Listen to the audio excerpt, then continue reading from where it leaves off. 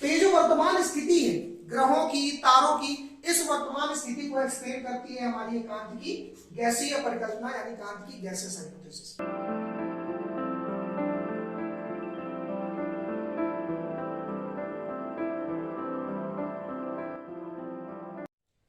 Hello students, welcome to our channel. My name is Mayank Singh और आज हम लोग अपने जनरल स्टडीज का मॉड्यूल जो है वो स्टार्ट करने वाले हैं। जनरल स्टडीज के मॉड्यूल में हम सबसे पहले जो सब्जेक्ट कवर अप करेंगे वो होगा ज्योग्राफी का।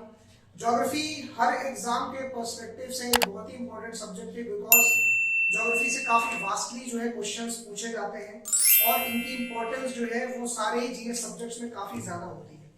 तो अगर ये सब्जेक्ट आप कवर अप कर लेते हैं तो आपके जीएस का एक मेजर पोर्शन जो है वो कवर अप हो जाता है और इसी मॉड्यूल को हम आज स्टार्ट करेंगे। तो पहले मैं जो है आपका इसको एक ब्रीफ ओवरव्यू दूंगा इस सब्जेक्ट का कि इस सब्जेक्ट में आपको पढ़ना क्या क्या है और हमको उसको किस किस सेक्शंस में हम उसे डिवाइड करते हैं। तो यहां से हम स्टार्ट करेंगे अपने आज के इस वीडियो। ज्योग्राफी, जिसे हम हिंदी में भूगोल कहते हैं। Geography is the study of earth, यानी कि जब हम पृथ्वी के बारे में पढ़ते हैं तो उसी सब्जेक्ट को हम लोग ज्योग्राफी कहते हैं। और इस ज्योग्राफी को हम मेजरली दो सेक्शंस में यानी कि दो भाग में डिवाइड करते हैं। पहला वाला सेक्शन है फिजिकल ज्योग्राफी का और दूसरा सेक्शन है पॉलिटिकल ज्योग्राफी का। इन दोनों सेक्शंस में से आपके एग्जाम के लिए ये पॉलिटिकल ज्योग्राफी वाला पोर्शन जो है वो ज्यादा इंपॉर्टेंट होता है। फिजिकल ज्योग्राफी के क्वेश्चंस जो है वो एक लिमिटेड एक्सटेंट में यानी कि एक सीमित अवस्था तक ही पूछे जाते हैं। हम लोग दोनों सेक्शंस कवर अप करेंगे, लेकिन पहले हम लोग फिजिकल ज्योग्राफी के पोर्शन को इसलिए कवर करेंगे क्योंकि ये पॉलिटिकल ज्योग्राफी को पढ़ने में आपको मदद देगा।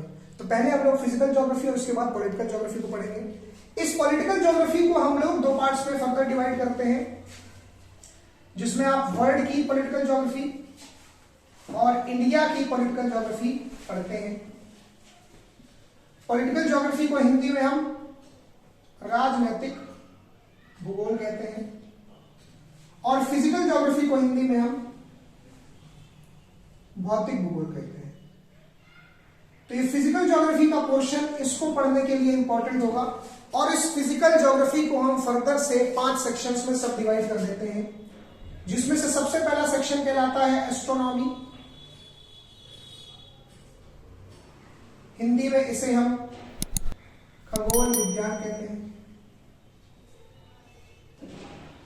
दूसरा सेक्शन आता है लिथोस्फीयर,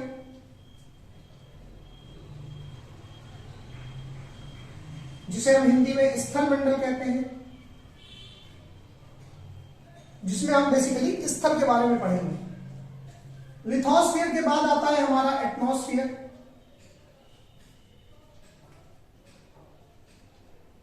जिसे हम वायुमंडल कहते हैं। आपके एग्जाम में ज्योग्राफी के पोर्शन में ये एक इंपॉर्टेंट टॉपिक होगा, तो इसे कवर अप करना ज्यादा जरूरी है। एटमॉस्फेयर के बाद अगला आता है हाइड्रोस्फीयर,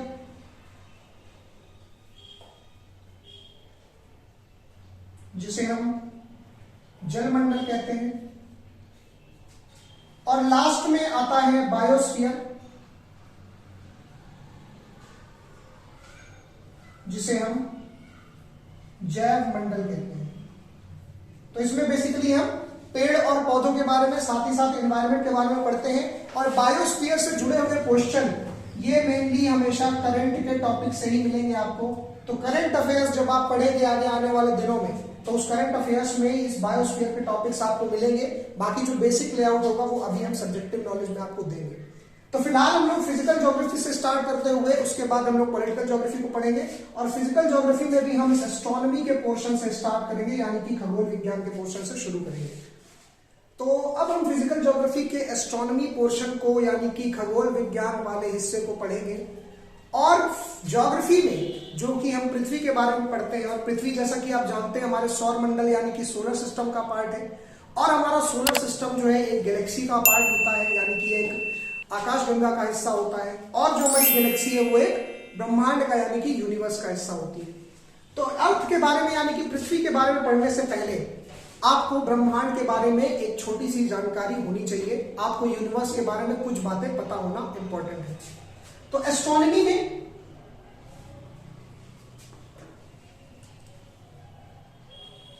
सबसे पहली जो हम चीज पढ़ेंगे वो है यूनिवर्स के बारे में, यानी ब्रह्मांड के बारे में, और उसमें भी जो हम सबसे पहली चीज पढ़ेंगे वो है इसके ओरिजिन के बारे में, यानी इसकी उत्पत्ति के बारे में।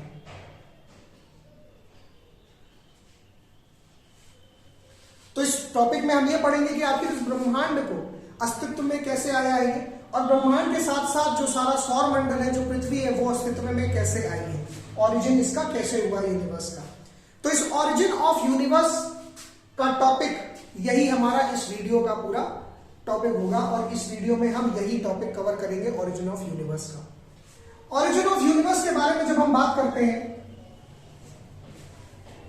तो ओरिजिन ऑफ यूनिवर्स से रिलेटेड बहुत सारी थ्योरीज दी गई हैं, अलग अलग किताबों में आपको अलग अलग थ्योरी मिल जाएंगी, और ये थ्योरी इसलिए बहुत ज्यादा संख्या में है क्योंकि आज तक इसको कभी भी प्रूव नहीं किया जा सका है।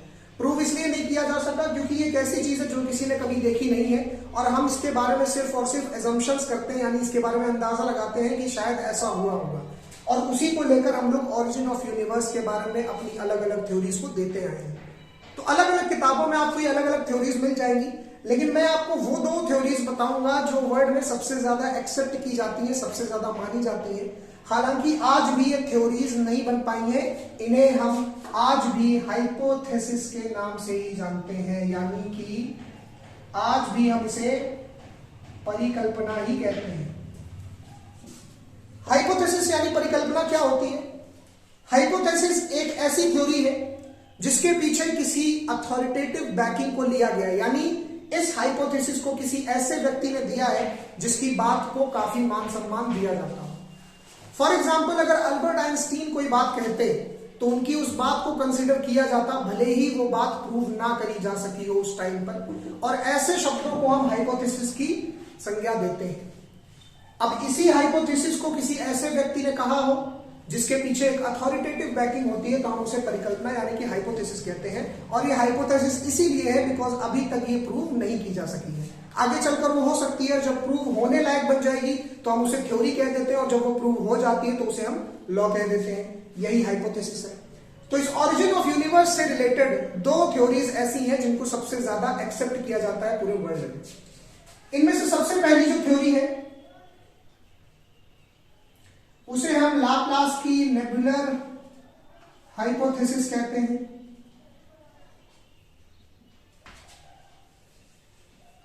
लाप्लास की नेबुलर परिकल्पना। और जो दूसरी थ्योरी है हमारी उसे हम कांत की गैसियस हाइपोथेसिस कहते हैं, यानी कि कांत की गैसीय परिकल्पना। ये लाप्लास जो है ये साइंटिस्ट का नाम है, और यहां पर ये जो इमैनुअल कांत थे ये भी एक साइंटिस्ट थे, और इन्हीं के नाम पर इन दोनों थ्योरीज का नाम दिया गया है।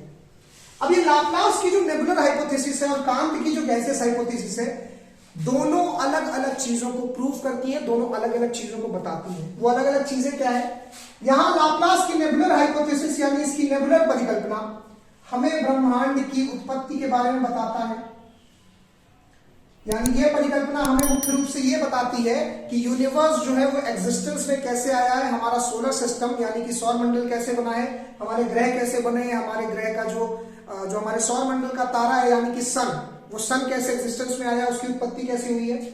और दूसरी तरफ जो हम आते हैं कांत की गैसियस हाइपोथेसिस पर, तो ये हमें बताता है present state of the universe यानी ब्रह्मांड की वर्तमान स्थिति के बारे में। तो आप सबने ये बात पढ़ी होगी कहीं ना कहीं कि जो पृथ्वी थी वो हमेशा से आज जैसे रहने लायक नहीं थी।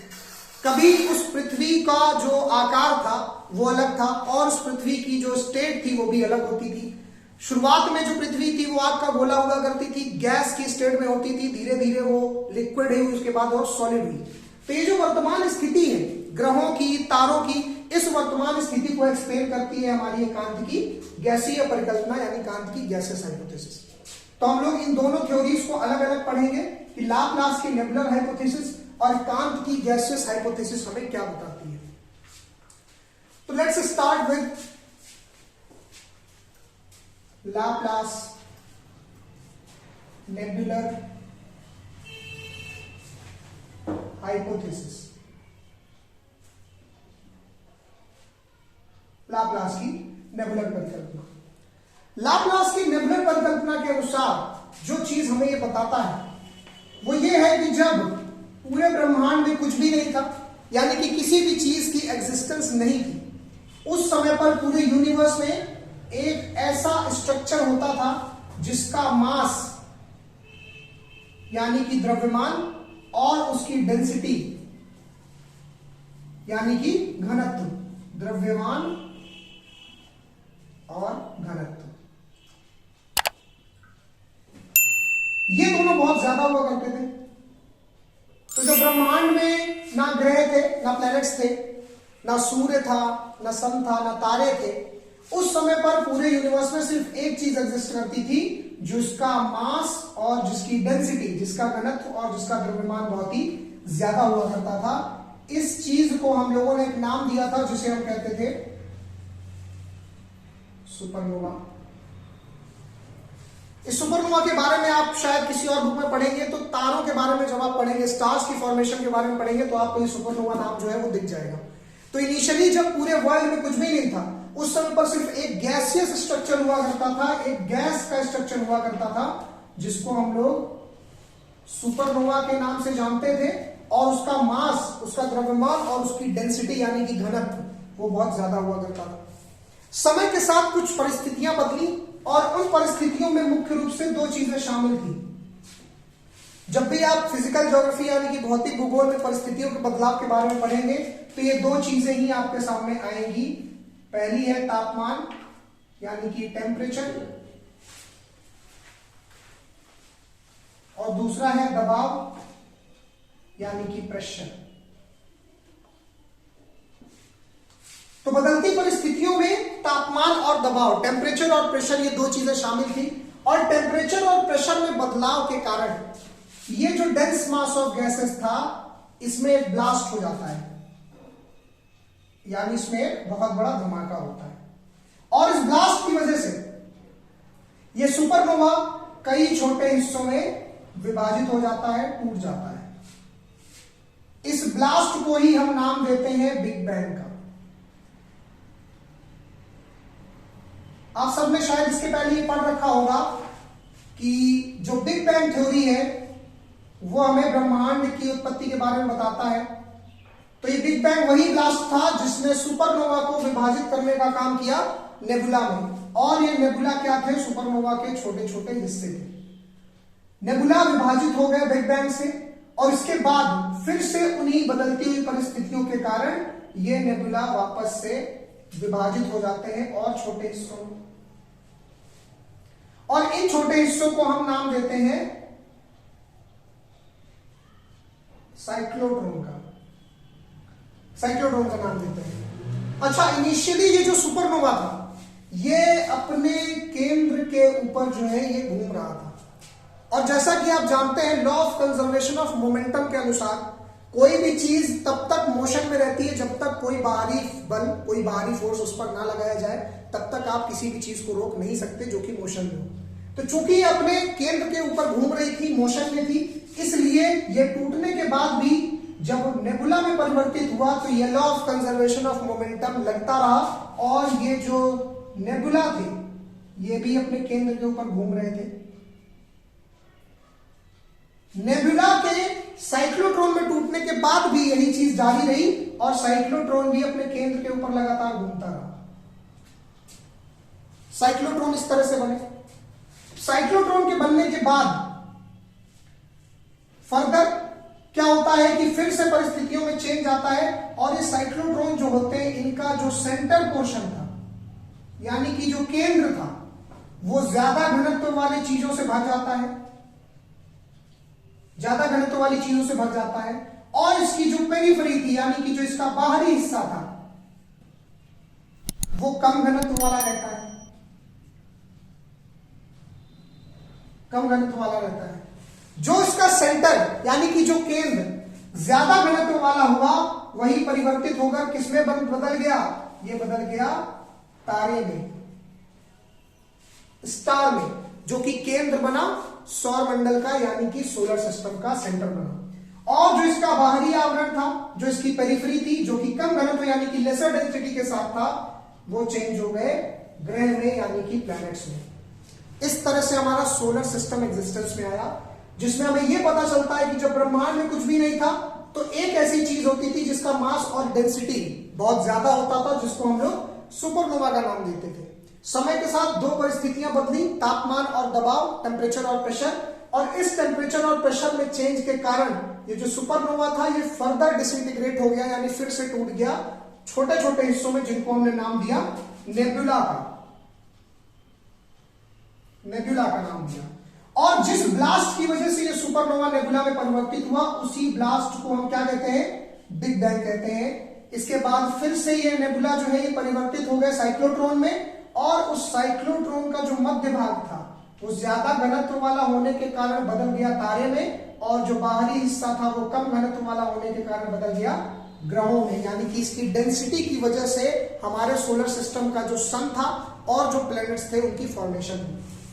ये बिग बैंग थ्योरी के साथ मैंने आपको जो बात बताई कि इसका जो केंद्र था, इसके बाहरी हिस्से ये इसके बाहर जो है घूम रहे थे, यानी कि law of conservation of momentum follow हो रहा था। इसी साइक्लोट्रॉन ने भी यही चीज करी और इसका बाहरी हिस्सा इसके केंद्र के बाहर घूम रहा था, और इसी वजह से आप जानते हैं ये कि हमारा सूर्य जो है वो हमारे सौर मंडल का बीच का हिस्सा है, और इसके बाहरी ग्रह जो है वो इसके चक्कर लगाते हैं, इस सूर्य के जो है आसपास घूमते हैं अपनी कक्षा में, अपनी ऑर्बिट में। तो ये सिस्टम था, इस तरह से हमारा सोलर सिस्टम एग्जिस्टेंस में आया, यानी कि सौर मंडल इस तरह से हमारा बना था। तो ये थी हमारी लाप्लास की नेबुलर हाइपोथेसिस, जो हमें बताती है सौर मंडल की फॉर्मेशन के बारे में, यानी यूनिवर्स की फॉर्मेशन के बारे में, उसकी उत्पत्ति के बारे में। यही लाप्लास की नेबुलर हाइपोथेसिस कह लें या हम बिग बैंग थ्योरी कह लें। इसको प्रूव करने के लिए रिसेंटली एक LHC मशीन बनाई गई है, जो कि बनाई गई है स्विट्जरलैंड के बॉर्डर पर। यह क्वेश्चन जो है काफी बार करंट में पूछा गया है और इसी संबंधित है, इसलिए मैं इस टॉपिक में कवर अप कर रहा हूं। इस LHC मशीन को हम लोग लार्ज हेड्रॉन कोलाइडर नाम से जानते हैं, और इस लार्ज हेड्रॉन कोलाइडर का काम गॉड पार्टिकल की खोज करना है। और ये गॉड पार्टिकल क्या है? ये गॉड पार्टिकल एक ऐसी चीज है जिससे ये सोचा जा रहा है कि इस पूरी पृथ्वी पर मास यानी कि द्रव्यमान कहां से आया है। तो उस मास और द्रव्यमान की खोज के लिए हमने एक पार्टिकल को खोजने की शुरुआत की है जिसका नाम गॉड्स पार्टिकल है, और उस गॉड पार्टिकल को खोजने के लिए हमने एक मशीन डेवलप करी है जिसका नाम लार्ज हेड्रॉन कोलाइडर है, जो कि स्विट्जरलैंड के बॉर्डर पर बनाई गई है। टनल जैसी मशीन है।